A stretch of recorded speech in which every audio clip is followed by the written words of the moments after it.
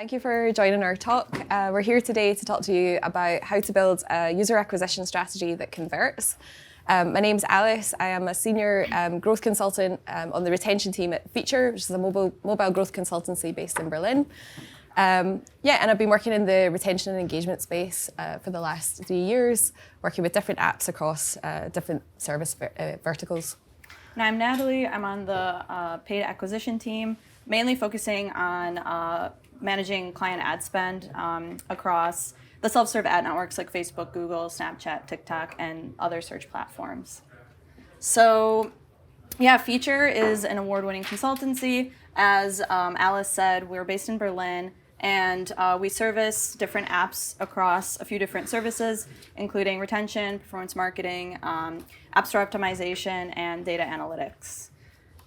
So here are just some of the apps we've worked with, and just wanted to make a shout out that our co-founder Moritz and our ASO lead Maggie and some other amazing Feature team members have written the second ASO book. You can find it for free online at asoebook.com. And I'll hand it over to Alice. All right, let's get started. So basically, first of all, let's give you an overview of the sort of relationship between user acquisition and the product team. Here is like a classic scenario that we see when working with clients. Often our clients will have lots of different great growth initiatives spanning different teams and different tools. But what comes with that sometimes is a lot of chaos and a lot of situations where teams are kind of working in silos. And sometimes as well, even like the tools can be a bit siloed and they're not really speaking to each other. So what we want to do today is give you some practical tips and tricks for getting these two teams, in particular performance marketing and CRM or product, to be really kind of regularly checking in with each other, speaking to each other as you go along and making sure that you are aligned on your kind of growth strategy and your common goals. It was really nice as well this morning. There was a couple of people in the product panel. I don't know if anyone caught that, but they were also talking about alignment between teams. So it's really great to hear that lots of people have this topic on their minds at the moment. So what we want to do here is we want to present to you a hypothetical scenario. So this is our kind of made up app. It's called Zen. It's a meditation app. And throughout this presentation, we're going to tie some of our practical examples to our hypothetical app as we go along, just so that it's easier to follow. So Zen has been growing steadily for the last 5 years in terms of MAU. It's what we would consider like a mid-stage startup. The company has grown from 30 employees to over 100 in the last 5 years. And even though the speed of growth is impressive, it's resulted in scenarios where user acquisition and CRM teams are working in silos. They have limited visibility on what each other are doing. And this causes a lot of friction in terms of growing an engaged user base. So this is the kind of complaint that we would hear from the CRM team or the CRM perspective. So you might have someone that says, our trial starts have been on the decline for the last 3 months, for example, and the data seems to coincide with an increase in acquisition spend. We need to tell the UA team that they are bringing poor quality users to the app. So as you can see here, quite often, like the CRM person would maybe jump to the conclusion. There's a bit of finger pointing and they would just kind of conclude. I can see some nodding heads in the room, so maybe you've kind of experienced this type of scenario yourself. They're jumping to this conclusion without really bringing in the acquisition side to kind of look at the problems together.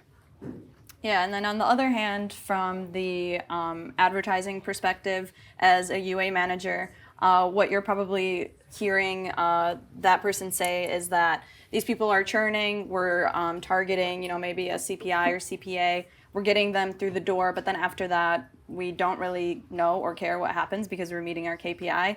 We're spending the money, the budgets we have, and we're doing our job. It's kind of then up to the product to convert the user once they're in. And then a lot of times also there's a struggle between having like the product roadmap visibility. So what are going to be the upcoming features? What are users actually caring about most? A lot of times there's lack of like user surveys or really understanding what it is that's driving the users to fall off or just install but then not come back into the app. So basically, to summarize that relationship, it's just, as Alice said, a lot of finger pointing and the two teams just blaming each other. When the UA team tries to increase ad spend, then the product team usually blames the UA team for bringing in poor quality traffic, but then vice versa. You don't really always have that visibility. So that's kind of what we're going to talk you through today. And where we can sort of start is just understanding the user funnel. So for the example that we have with Zen, the meditation app, the user is installing. The paid campaigns are bringing the users in to complete their onboarding. It's showing them an overview of what the app is. They complete their first meditation. And for performance marketing purposes, that's all about, maybe we care about because we're probably optimizing on like a cost per first meditation complete or something like that. And then what the retention team is going to care about, and the product team, is are those users actually coming back and becoming habitual users? Otherwise, why are we spending like our effort and money on growing that user base if they're not going to continue coming back? And so the focus should be aligning both teams together to understand what it is in the onboarding and activation that would then, first get them there, but then why do they drop off after? So this sort of starts with just simple stage where the UA team sets the events that they're going to be tracking in the MMP to involve the product CRM teams and also the data team, because it's super important that the data team is aligned with the funnel of the users and what we're tracking, what the UA team is optimizing towards, and then what the product and retention team is going to be optimizing towards. So yeah, you have to kind of pick your most important events. On an MMP, you're limited to 6 usually. And in the case of Zen, what were the onboarding funnel we'd be following. So the person installs, then they sign up, they complete their onboarding, they have their first meditation, and then they buy like a subscription to the app. All right, so now that we kind of understand what the typical relationship might look like, particularly using our Zen example, let's talk about laying the foundations, so some practical things that you can actually do to start to kind of solve some of these issues. So the first one's really obvious. If you don't already do this, then make sure that you have monthly team-wide syncs, or it could be even as regular as you feel is appropriate. And this is really crucial to support your growth goals and make sure that everybody's on the same page. So we would also not just recommend having marketing and product, but also bring your creative and data teams in there together so that you're kind of, everybody's looking at the same data set and basically speaking the same language. The benefits of this would be increased visibility on the product roadmap, and you can get feedback from the different teams in real time, so you can kind of be more reactive to certain problems that you see. You can also gain a deeper understanding of valuable events or metrics that you want to track across the team and across the lifecycle, user lifecycle as well. And also you can kind of understand where the other teams are coming from. Often when we find that teams are working in silos, you find out that like the CRM team sometimes doesn't even really understand fully what it is that the acquisition team is doing, and vice versa. So it's just having that sync where you can really kind of discuss these problem areas, but also kind of, have a bit of knowledge sharing in there as well. And this also allows for more strategic creative planning across user acquisition and UX. Both teams as well should align on what the specific targets are, and then don't just leave it there, like regularly analyze them together. So if you want to do that in the same kind of brainstorming session, or if you want to set up regular syncs to basically kind of look at the data set together, can be really, really helpful. Yeah, so from the performance marketing perspective, what we're probably caring about, well, first of all, always making sure that like the user lifetime value is greater than the customer acquisition cost. Otherwise, you're not going to become profitable at some point down the line. What basically, again, like we on the performance marketing team care about is some certain like CPI or CPA. And then once it gets past, we meet that, and then we sort of don't really look much past how these users are staying in and so forth. And another critical component of that also is to kind of incorporate whoever's working on the organic growth side of it. So discussing incrementality and having your data team support organic uplift analysis to basically see what the differences are between your paid versus blended KPIs, because what you'll find is that for every paid user, you're also bringing in, X organic users. And so you might actually have a bit more room to then manage a bit higher budgets on channel X, Y, or Z. And that kind of summarizes the performance marketing perspective. Yeah, and then I think from the CRM or product perspective, what we can do is basically support user acquisition to have a more granular look at the data. So looking beyond like the user acquisition key metrics to, for example, you might want to look at core retention metrics to understand if users are actually coming back and gaining value from the app, and kind of reaching the key features that and touch points that you want them to reach. And then you can also look together at like how does the performance of these users or the user behavior compare between obviously your organic traffic versus paid. And then at that point as well, that would be where you could discuss like updates to the product roadmap. And more importantly as well, things that are in the pipeline that either team might want to be aware of. So for example, if there's going to be an upcoming change in acquisition strategy, this would be like the right time to kind of bring that up so that the product and lifecycle teams can accommodate that. This is like a really kind of straightforward recommendation, but it amazes me like how many companies don't do this regularly enough. So I would recommend, first of all, keep your taxonomy clean. So your taxonomy document should be one centralized source of truth where all the different teams within the organization can basically use this document to understand at any point what the sort of key custom events and attributes or user level data points are. It helps to have at least one person who's like responsible for kind of regularly checking in on this and making sure that it's updated, because in a fast or high growth environment, this is the kind of thing that can slip and you feel like it's maybe not that important at the time, but then this is the kind of thing that causes silos because maybe, for example, on Zen's UA team, they're calling a custom event that we would use or like a user behavior that we would analyze a totally different name, and it's just small things like that causes this kind of friction. So yeah, getting everybody basically to speak the same technical language is really, really important. And then I heard this being mentioned this morning as well, but another thing that I would recommend is, if you can, invest in a CDP or a customer data platform, so something like Segment or mParticle, especially in like a high growth or fast moving environment. It can be really helpful to have a CDP, which is basically acts as a middleman for the data.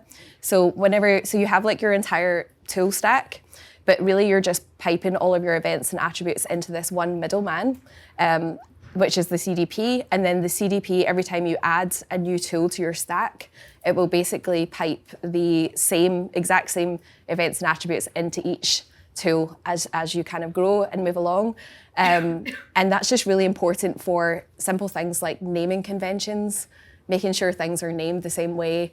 I've worked with, for example, apps where the subscription event looks different in multiple different tools. And so then when you're looking in your product analytics tool and teams are trying to get together to understand the trends on trial starts and trial conversions, it's just messy because everybody's talking about or using different names and different kind of language. So yeah, just to wrap up this section, basically you want to have a solid foundation that drives clean and democratized data at its core. That you have the CRM team and the UA team and their expertise kind of working together rather than being on two completely different pages. And this would basically drive a holistic overview of the traffic quality and product pain points and enable you to be kind of reactive to situations, or even better, proactive, so you can kind of foresee where these pain points are going to be and then work together to come up with solutions. And ultimately, we believe that when you have this kind of solid structural foundation, that's when it's much easier to drive business impact along the way. Okay, so I'm going to hand over to Natalie to talk about applying the foundation. But first of all, we're just talking quickly about some of the topics that for example, Zen in our example meditation app would observe and discuss in regular syncs together. So from the user acquisition perspective, of course, that would be the new user journey and the return on ad spend. But from CRM, really the point that we're trying to make here is that when you kind of combine these two teams together, CRM can provide a more granular or microscopic view on the user behavior. So not just, great, we're bringing in users and they're kind of signing up and then that's it, but also being able to provide information on exactly how long it takes them to complete onboarding, which events these users are triggering first after onboarding, so how quickly they can reach the aha moment, as we call it in product. And then also we can give more granular information on like what the kind of profile of user is that's actually starting a trial through behavioral analysis, and then obviously looking at long-term retention metrics as well. So if we were to actually apply this with the example with Zen, and we had the UA and CRM teams kind of sitting down together, and let's say, for instance, they wanted to look at the user funnel because the campaigns were hitting the CPI goal, but beyond that, we were seeing it was driving poor traffic. And so when the user acquisition team, let's say we were just to only look at the paid traffic, we might then at that point blame the product and say, we're bringing in the traffic, it's like the product that's not converting the users. But when we compare the organic traffic, we kind of see the same thing. And although the drop-off isn't as high as it is for organic as it is for paid. And usually conversion rates on organic are higher anyway, but this might indicate that on the first open to sign up rate, there's some issues that we should try to figure out before we invest more and more money into our advertising strategy. And so when we go to the next slide, let's say that we, at that point, we're investing, majority of our budget on paid UA channel 3, the green line, that has the highest retention at the beginning of the funnel, but later on, after weeks, it's one of the lowest converting channels. So how we might better direct that traffic, and it would be to kind of shift that to the paid UA channel 1, right, where you see the later end of that curve, the retention is 2% versus everything else is around 0. But if we were only kind of looking at those early metrics, we wouldn't know that and we wouldn't be able to make those right decisions. So the retention team at this point, the product teams, they're able to kind of support us and bridge the gap where we can look at this together, make the decisions together, and better direct that UA traffic and not really necessarily blame product as well. So one other note that we have in the little right-hand side there is that this is a bit limiting with iOS 15 because of the SKI network and timer issues on iOS ad spend. I mean, unless you're showing the ATT prompt and you're getting a really big chunk of your users that are prompting in, then you will have this visibility, but for most advertisers, you won't. So you'll need to move a bit slower in figuring out where to ramp your budgets up and down. So if you have maybe sort of a hunch from maybe historical data that you can study that data and you can see historically channel 1, 2, or 3 has brought in higher or lower traffic. You can then test ramping one up and down. Try to control one at a time and then assess what does your overall data look like. So along the onboarding funnel, how does it shift over time? Along retention, how does your blended CPI, CPA look? So it's just going to be a bit more limiting on iOS 15. It's still possible, but just have to move at a slower pace, kind of like you do with everything else with iOS 15.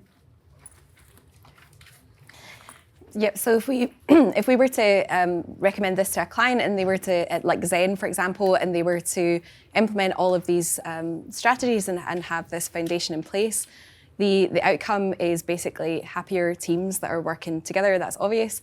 But things like, for example, the CRM manager would be able to say, we've increased visibility on long-term channel health and now understand the pain points across the UA team.